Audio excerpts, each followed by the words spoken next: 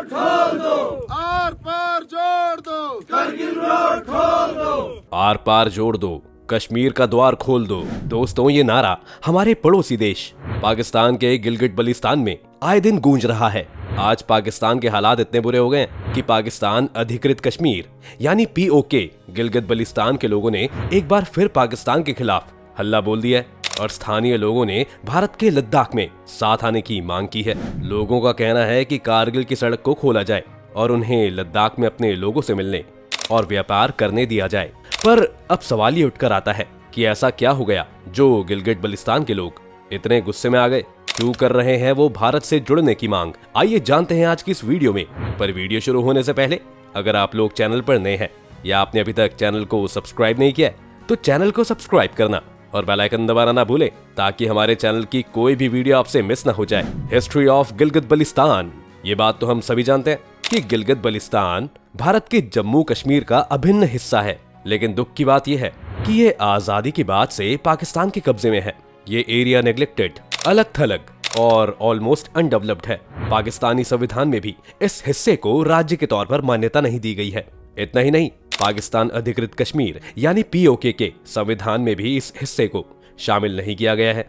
पिछले साल इमरान खान सरकार ने गिलगित बल्तिस्तान को पाकिस्तान का 5वां प्रांत बनाने के लिए खूब हाथ पैर मारा था, लेकिन उन्हें सफलता नहीं मिल सकी। आपको बता दें कि गिलगित बल्तिस्तान की राजधानी गिलगित है और गिलगित बल्तिस्तान 7 जिलों में बटा हुआ है। इनमें गांचे, स्कर्दू, गिलगित, दियामेर, गिजर, अस्तौर और हुंजानगर शामिल हैं। आइए अब आपको बताते हैं कि कैसे गिलगित बल्तिस्तान पाकिस्तान के हिस्से में चला गया। ये तो हमने आपको बताया कि 1947 में भारत की आजादी से पहले गिलगित बल्तिस्तान जम्मू कश्मीर रियासत का हिस्सा था, लेकिन 1935 में अंग्रेजों ने पूरे गिलगित बल्तिस्तान को कश्मीर के महाराजा से 60 साल की लीज पर ले रखा था। ये इलाका काफी ऊंचाई पर मौजूद है। ऐसे में उस समय पूरे गिलगित बल्तिस्तान की रक्षा के लिए अंग्रेजों ने गिलगित स्काउट्स नाम की सैन्य टुकड़ी को तैनात किया था। तब भारत आजाद हुआ तो अंग्रेजों ने इस लीज को 1 अगस्त 1947 को रद्द करके क्षेत्र को जम्मू एवं कश्मीर के महाराजा हरि सिंह को लौटा दिया था। तब जम्मू कश्मीर के महाराजा हरि सिंह ने ब्रिगेडियर घनसार सिंह को गिलगित बल्तिस्तान का गवर्नर बनाया था। अब इसके बाद गिलगित बल्तिस्तान के स्थानीय कमांडर कर्नल मिर्जा हसन खान ने जम्मू कश्मीर के भारत में मर्जर को स्वीकार नहीं किया था। उसने अंग्रेज सैन्य अधिकारियों और अपने कॉन्फिडेंट्स के साथ मिलकर गिलगित बल्तिस्तान के गवर्नर घनसार सिंह को जेल में डाल दिया था। इतना ही नहीं, उसने पाकिस्तान के साथ मिलकर गिलगित बल्तिस्तान को पाकिस्तान में मिलाने का समझौता भी कर लिया था। 2 नवंबर 1947 को विद्रोह के फलस्वरूप गिलगित में पाकिस्तानी झंडा फहरा दिया गया और पाकिस्तान में तुरंत मोहम्मद आलम नाम के शख्स को यहाँ का सरदार नियुक्त कर दिया। इस बीच जम्मू कश्मीर पर कबायलियों के भेष में पाकिस्तानी सेना ने आक्रमण कर दिया। पाकिस्तानी फौज में पूंछ, नौसेरा के कई इलाकों पर अपना कब्जा जमा लिया। जब राजा हरि सिंह ने भारत के साथ समझौते पर हस्ताक्षर कर मदद की गुहार लगाई, तब भारतीय सेना ने कार्रवाई शुरू की थी। इससे पाकिस्तानी सेना को भारी नुकसान हुआ और वे पीछे हटने लगे। लेकिन इस मामले के संयुक्त राष्ट्र में चले जाने की वजह से दोनों पक्षों ने युद्ध विराम का ऐलान कर दिया था। इस कारण जिस हिस्से पर पाकिस्तान का कब्जा बना रहा वो आज पाकिस्तान अधिकृत कश्मीर के नाम से जाना जाता है। पाकिस्तान ने पाक अधिकृत कश्मीर में दिखावे के लिए एक मुखौटा सरकार का गठन किया था। 28 अप्रैल 1949 को POK की मुखौटा सरकार ने गिलगित बल्तिस्तान को पाकिस्तान को सौंप दिया, जिसके बाद 1970 को पाकिस्तान ने गिलगित बल्तिस्तान को सेपरेट एडमिनिस्ट्रेटिव यूनिट का दर्जा दे दिया और इसका नाम नॉर्दर्न एरिया रखा गया। लेकिन 2007 में इसका नाम दोबारा बदलकर गिलगित बल्तिस्तान कर दिया गया था। 2009 में पाकिस्तान के तत्कालीन राष्ट्रपति आसिफ अली जरदारी ने एक आदेश जारी कर गिलगित बल्तिस्तान में एक विधानसभा बनाने और गिलगित बल्तिस्तान का काउंसिल बनाने के आदेश दिया था। 2009 के सरकारी आदेश को 2018 में बदला गया और गिलगित बल्तिस्तान की विधानसभा के अधिकारों को बढ़ावा दिया गया। तो दोस्तों, ये तो था गिलगित बल्तिस्तान का इतिहास। आइए अब जानते हैं कि इतने सालों के बाद भी दोनों देश क्यों गिलगित बल्तिस्तान के लिए लड़ रहे हैं। क्यों है ये दोनों के लिए इतना जरूरी? Strategic importance of Gilgit Baltistan. Gilgit Baltistan Bharat के लिए काफी ज्यादा स्ट्रेटेजिक इंपॉर्टेंस का रीजन है। पाकिस्तान के सबसे उत्तरी भाग में मौजूद ये एरिया अफगानिस्तान, चीन, भारत और पाकिस्तान से घिरा है। ये अपने जियोग्राफिकल लोकेशन, नेचुरल रिसोर्सेस और कल्चरल एंड हिस्टोरिकल इंपॉर्टेंस की वजह से रणनीतिक रूप से महत्वपूर्ण क्षेत्र है। आइए सबसे पहले बात करते हैं जियोग्राफिकल लोकेशन के नजरिए से। गिलगित बल्तिस्तान पाकिस्तान के सबसे नॉर्दर्न मोस्ट पार्ट में मौजूद है और 3 मेजर रीजन्स दक्षिण एशिया, मध्य एशिया और चीन के चौराहे पर है। ये एरिया रणनीतिक रूप से महत्वपूर्ण है क्योंकि ये काराकोराम हाईवे तक एक्सेस प्रोवाइड करता है जो पाकिस्तान को चीन से जोड़ता है। आपको बता दें कि इस हाईवे की इमेंस स्ट्रेटेजिक इंपॉर्टेंस है क्योंकि ये चीन और बाकी बचे दुनिया के बीच ट्रेड और कॉमर्स के लिए एक ऑल्टरनेटिव लैंड रूट प्रोवाइड करता है। साथ ही साथ इस क्षेत्र की पहुंच वाखन कॉरिडोर तक भी है जो अफगानिस्तान को चीन से जोड़ता है। ये गलियारा भारत के लिए महत्वपूर्ण है क्योंकि ये मध्य एशिया के लिए एक डायरेक्ट लैंड रूट प्रोवाइड करता है। चलिए अब बात करते हैं गिलगित बल्तिस्तान में मौजूद नेचुरल रिसोर्सेज की। गिलगित बल्तिस्तान नेचुरल रिसोर्सेज से रिच है जो इसे भारत के लिए रणनीतिक रूप से महत्वपूर्ण बनाता है। ये क्षेत्र दुनिया के कुछ सबसे बड़े ग्लेशियरों का घर है जो इस क्षेत्र की कई प्रमुख नदियों का स्रोत है। ये नदियां बहुत सामरिक महत्व की हैं क्योंकि ये सिंगू बेसिन और आसपास के क्षेत्रों को पानी प्रोवाइड करती है। ये क्षेत्र सोने, चांदी, तांबे और कोयले जैसे मिनरल से भी रिच है। ये रिसोर्सेज भारत के लिए महत्वपूर्ण है क्योंकि इनका इस्तेमाल इकोनॉमिक डेवलपमेंट और एनर्जी के प्रोडक्शन के लिए किया जा सकता है। कल्चरल और हिस्टोरिकल सिग्निफिकेंस। गिलगित बल्तिस्तान का भारत के लिए रिच कल्चरल और हिस्टोरिकल सिग्निफिकेंस है। ये रीजन कई प्राचीन बौद्ध मठों का घर है जो great cultural and historical importance के हैं। ये मठ भारत और क्षेत्र के बीच कल्चरल एंड रीजनल संघों के लिए एक वसीयतनामा है। ये क्षेत्र कई एंशिएंट ट्रेड रूट्स का भी घर है।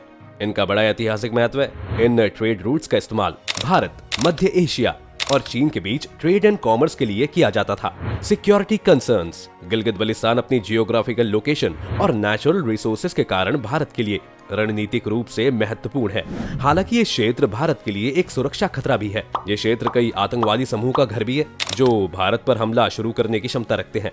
ये क्षेत्र कई रिलीजियस एक्सट्रीमिस्ट का भी घर है जो भारत के दूसरे हिस्सों में अपनी विचारधारा फैलाने की क्षमता रखते हैं। आखिर में गिलगित बल्तिस्तान भारत के लिए ग्रेट स्ट्रेटेजिक इंपॉर्टेंस का एरिया है। ये क्षेत्र भारत के लिए एक सुरक्षा खतरा भी है जिसे एड्रेस करने की जरूरत है। भारत को इस क्षेत्र के साथ अपने संबंधों को मजबूत करने और क्षेत्र की स्टेबिलिटी और सुरक्षा की दिशा में काम करने की जरूरत है।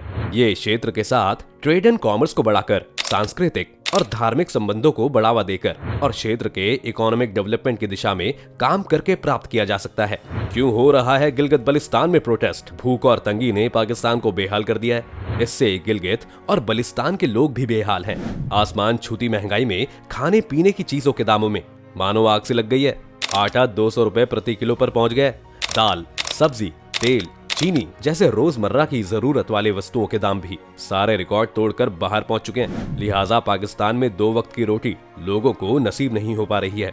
बच्चे, महिलाएं, बुजुर्ग और नौजवानों को भूखों रात गुजारनी पड़ रही है। ऐसे में भुखमरी से परेशान गिलगित और बल्तिस्तान के लोगों को अब अपना साथी भारत याद आ रहा है। इन दोनों प्रांतों के लोगों ने खुद को भारत में शामिल किए जाने की मांग को लेकर सड़क पर व्यापक प्रदर्शन करने शुरू कर दिए हैं और अब इससे पाकिस्तानी हुकूमत की सांसें फूलने लगी हैं। भारत के रक्षा मंत्री राजनाथ सिंह ने अभी हाल ही में कहा था कि भारत की विकास यात्रा तब तक पूरी नहीं होगी जब तक कि वो अपने पुराने हिस्से गिलगित और बल्तिस्तान को भी फिर से हासिल नहीं कर लेता। पीओके भी भारत का अहम हिस्सा है जो फिलहाल पाकिस्तान के कब्जे में है। भारत ने साल 1994 में एक अहम प्रस्ताव भी पारित किया था जिसमें कहा था कि वो अपने खोए हिस्से गिलगित और बल्तिस्तान को फिर से हासिल करेगा। ये एक अहम कोइंसिडेंस ही है कि गिलगित और बल्तिस्तान रक्षा मंत्री के बयान के कुछ वक्त बाद ही खुद को भारत में शामिल किए जाने की मांग को लेकर हजारों की संख्या में सड़क पर हैं और पाकिस्तान की सरकार के खिलाफ नारे व विरोध प्रदर्शन कर रहे हैं। गिलगित और बल्तिस्तान के लोग 6 जनवरी से सड़क पर हैं।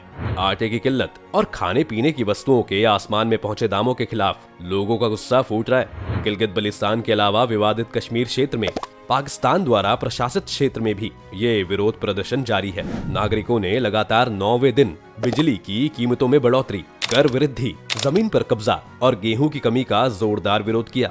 इस दौरान गिलगित और बल्तिस्तान के लोगों ने भारत में शामिल होने की मांग तेज कर दी है। कंगाल पाकिस्तान को अब इन प्रांतों के लोग और ज्यादा दिन तक झेलना नहीं चाहते।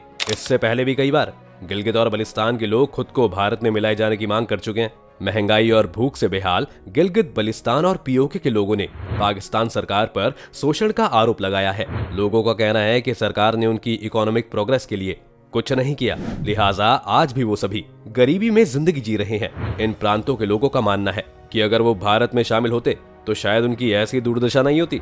लिहाजा लोग विशाल जनसमूह में पाकिस्तान की सरकार के खिलाफ सड़क पर उतर आए हैं। गिलगित और बलिस्तान दोनों ही इलाके कभी लद्दाख का हिस्सा हुआ करते थे, मगर अब पाकिस्तान में इस क्षेत्र के लोगों का ये भी आरोप है कि पाकिस्तान चीन से भी उनका शोषण करवा रहा है, क्योंकि पाकिस्तान ने इसके बड़े इलाके को चीन को दे दिया है, जो यहाँ नेचुरल रिसोर्सेस को दोहन कर लोगों की रोजी रोटी छीन रहे हैं। इसलिए गिलगित बलिस्तान और पीओके क्षेत्र के लोग अब पाकिस्तान से खुद को आजाद करना चाहते हैं। गिलगित बलिस्तान से जो वीडियो सोशल मीडिया पर वायरल हो रहे हैं, उन वीडियो में गिलगित बलिस्तान के लोग लद्दाख में भारत के साथ पूर्ण मिलन की मांग कर रहे हैं। सोशल मीडिया पर वायरल हो रहे वीडियो में यहाँ के निवासियों में भारी असंतोष और गुस्सा देखा जा रहा है। सोशल मीडिया पर वायरल एक वीडियो में गिलगित बलिस्तान में एक विशाल रैली दिखाई गई है, जिसमें कारगिल सड़क को फिर से खोलने और भारत के केंद्र शासित प्रदेश लद्दाख के कारगिल जिले में मिलने की मांग की जा रही है।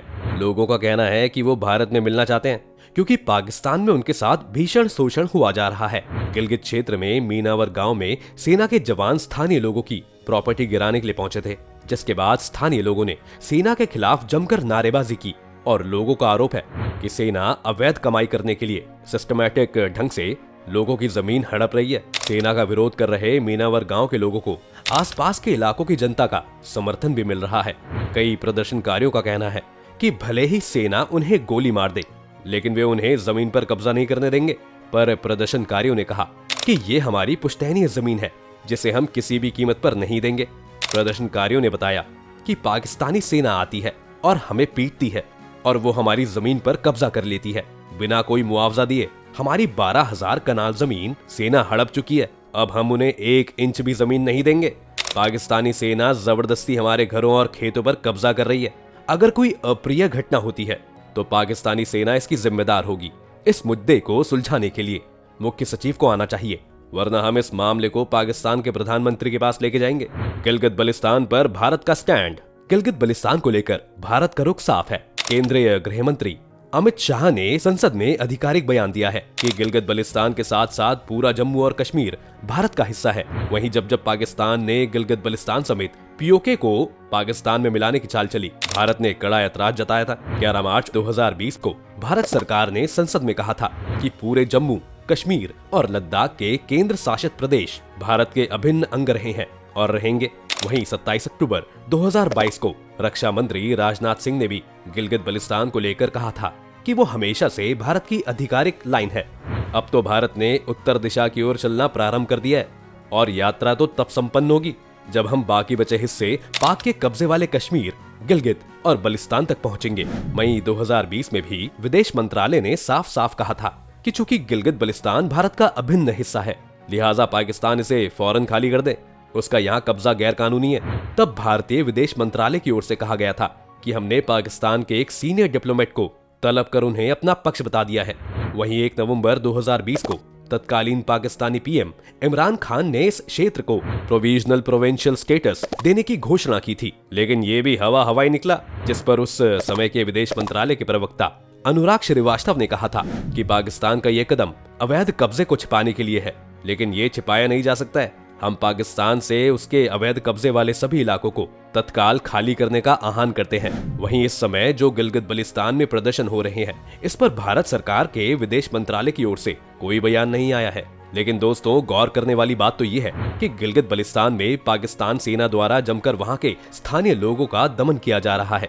वहां के लोग पाकिस्तानी आर्मी से संघर्ष कर रहे हैं, लेकिन यूनाइटेड नेशन इस्लामिक मुल्कों का सबसे बड़ा संगठन सहित अमेरिका और यूरोप के सभी देशों ने अभी तक इस मामले पर कोई प्रतिक्रिया नहीं दी है। सब चुप्पी साध कर बैठे हुए हैं। कंक्लूजन दोस्तों, अब बात यहाँ आकर रुकती है कि आज का भारत, जिसे नया भारत कहा जाता है, आज पूरी दुनिया को अपनी धाक दिखा रहा है। और अब इसी भारत को, गिलगित बलिस्तान को, जिसे भारत का ताज भी कहा जाता था, अब उस ताज को वापस लाने का समय भी आ गया है। आइए अब जानते हैं कि कैसे भारत गिलगित बलिस्तान को वापस ला सकता है। Diplomatic efforts. भारत गिलगित बलिस्तान के मुद्दों पर चर्चा करने और भारतीय क्षेत्र में अपनी वापसी के लिए बातचीत करने के लिए पाकिस्तान के साथ डिप्लोमेटिक एफर्ट्स में एंगेज हो सकता है, या फिर साथ ही में पाकिस्तान द्वारा गिलगित बलिस्तान पर इल्लीगल ऑक्यूपेशन और वहां हो रहे मानवाधिकारों के उल्लंघन के बारे में जागरूकता बढ़ाने के लिए भारत डिप्लोमेटिक चैनल्स का इस्तेमाल कर सकता है। भारत इस संबंध में दूसरे देशों और इंटरनेशनल ऑर्गेनाइजेशन से भी सपोर्ट मांग सकता है। इंटरनेशनल प्रेशर गिलगित बल्तिस्तान को वापस करने के लिए और पाकिस्तान पर दबाव बनाने के लिए भारत अपने इंटरनेशनल रिलेशंस का इस्तेमाल कर सकता है। इस एरिया में रुचि रखने वाले दूसरे देशों, संगठनों और समूहों के साथ जुड़कर ऐसा किया जा सकता है। Human rights activism. Bharat Gilgit Baltistan में ह्यूमन राइट्स एक्टिविज्म का समर्थन कर सकता है और क्षेत्र में पाकिस्तानी सरकार द्वारा किए जा रहे मानवाधिकारियों के हनन के बारे में जागरूकता बढ़ा सकता है। Economic sanctions. गिलगित बल्तिस्तान को वापस करने के लिए सरकार पर दबाव बनाने के लिए भारत पाकिस्तान पर इकोनॉमिक सैंक्शंस लगा सकता है। इसमें ट्रेड और इन्वेस्टमेंट में कटौती और पाकिस्तानी नागरिकों पर ट्रैवल बैन लगाना शामिल हो सकता है।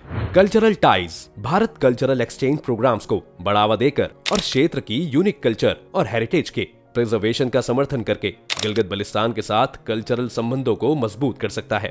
लोकल पॉपुलेशन के लिए सपोर्ट। भारत गिलगित बल्तिस्तान की स्थानीय आबादी को बेहतर भविष्य बनाने में मदद करने के लिए शिक्षा, स्वास्थ्य सेवा और दूसरी सेवाएं प्रदान करके उनकी सहायता कर सकता है। चल रहे आंदोलन के लिए समर्थन। भारत गिलगित बल्तिस्तान में प्रतिरोध आंदोलन को फाइनेंशियल एंड लॉजिस्टिकल सपोर्ट प्रदान करके और अंतर्राष्ट्रीय मंच पर उनके कारण की पैरवी करके समर्थन कर सकता है। Military intervention. अब अगर जरूरी हो तो गिलगित बल्तिस्तान को फिर से हासिल करने के लिए भारत सैन्य बल का इस्तेमाल कर सकता है, लेकिन ये सिर्फ आखिरी जरिए के रूप में इस्तेमाल किया जाना चाहिए और साथ ही में पॉसिबल रिजल्ट्स पर सावधानी पूर्वक विचार करने के बाद ही ये कदम उठाना जाना चाहिए। तो दोस्तों, आज की वीडियो में बस इतना ही। उम्मीद है आपको आज की इस वीडियो से काफी कुछ नया सीखने को मिला होगा। अगर आपको ये वीडियो पसंद आई हो तो वीडियो को लाइक करें और अगर आप चैनल पर नए हैं तो जाने से पहले चैनल को सब्सक्राइब करना ना भूलें।